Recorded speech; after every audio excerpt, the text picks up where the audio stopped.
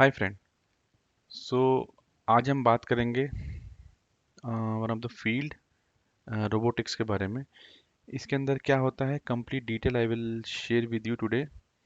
और हमको इस फील्ड के अंदर क्या पता होना चाहिए जिसकी वजह से हम अपने फैमिली मेम्बर्स को और अपने किड्स को और फ्रेंड को हम ये सब इंफॉर्मेशन दे के उनको आगे बढ़ा सकते हैं, क्योंकि फ्यूचर में रोबोटिक्स बहुत ज़्यादा यूज़ होने वाली टेक्नोलॉजी है जिसके अंदर हर फील्ड में रोबोटिक्स का यूज़ होगा। सो रोबोटिक्स के बारे में बात करने से पहले मैं आपको क्लियर कर देता हूँ। ये एक ऐसी फील्ड है जिसमें electronics and software mainly 70 to 80% किसी भी रोबोट को बनाने में यूज़ होते हैं। 10 to 15% मैकेनिकल अरेंजमेंट होता है जिसके अंदर पूरा स्ट्रक्चर खड़ा होता है। तो depends on the requirement of the robotics. कंपनियां mechanical hardware that is electronic component and software इन तीनों का कॉम्बिनेशन करके रोबोट को बनाती है। और जिस तरीके का हमारा काम होता है उस काम के हिसाब से रोबोट का स्ट्रक्चर होता है। तो मेन इसके अंदर जो भी काम होता है वो होता है सॉफ्टवेयर साइड में, इलेक्ट्रॉनिक्स प्लस सॉफ्टवेयर के साइड में। रोबोट क्या होता है, रोबोट एक तरीके का बनाया हुआ अरेंजमेंट है जिसके अंदर मोटर्स लगी हुई बहुत सारी, जो हमारा हैंड मूव करता है, जो हमारा लेग मूव करता है, या हमारी नेक मूव कर रही है, कुछ हम हैंड को मूव करा के काम कर रहे हैं, कुछ ग्रिप कर रहे हैं, फिंगर्स लगी हुई है, या हम आई से देख रहे हैं। तो every places it is replaced by some sensors.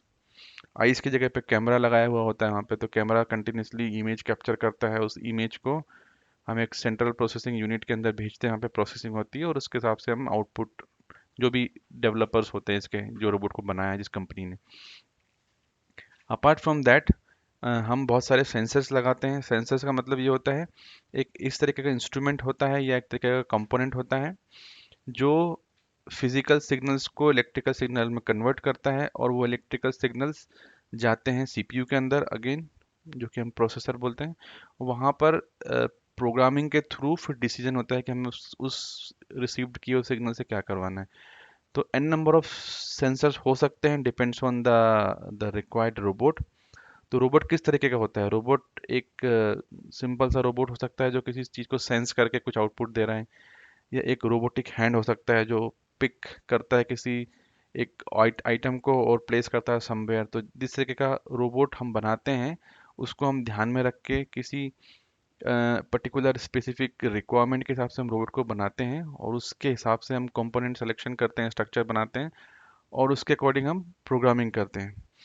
तो रोबोट के अंदर मेनली होता है इलेक्ट्रॉनिक कंपोनेंट्स, जिसके अंदर मेनली माइक्रो कंट्रोलर्स होते हैं जो कि उस रोबोट का ब्रेन की तरह काम करते हैं। जैसे हमारा ब्रेन डिसीजन लेने के लिए रिस्पॉन्सिबल होता है, सेम टू सेम रोबोट का जो ब्रेन होता है वो होता है माइक्रो कंट्रोलर्स। माइक्रो कंट्रोलर्स तो क्या होते हैं, जिस तरीके से हमारे कंप्यूटर में एक प्रोसेसर लगा हुआ है, बहुत सारे काम एक साथ परफॉर्म करता है, same to same microcontrollers होते हैं जो कि डेडिकेटेड काम के लिए यूज़ करते हैं, डेडिकेटेड काम के प्रोसेसिंग के लिए माइक्रो कंट्रोलर्स यूज़ करते हैं। डिफरेंट डिफरेंट टाइप्स के माइक्रो कंट्रोलर होते हैं जो डिफरेंट टाइप के वर्क को परफॉर्म करते हैं एक रोबोट के अंदर। सपोज करो मुझे रोबोट का हैंड मूव करना है, तो हैंड मूव कराने के लिए उसको एक पर्टिकुलर सिग्नल देना होगा, जिसको हम बोलेंगे, एक तरीके की मोटर को चलाने के लिए एक स्पेसिफिक सिग्नल होता है।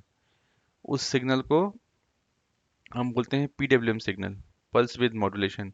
तो ये एक मोटर को चलाने के लिए एक तरीके का रिक्वायर्ड सिग्नल होता है जिसको हम जनरेट करते हैं with the help of micro controllers. कैसे जनरेट करते हैं, तो आप देखेंगे कि लैब के अंदर एक इंस्ट्रूमेंट होता है ऑसिलोस्कोप।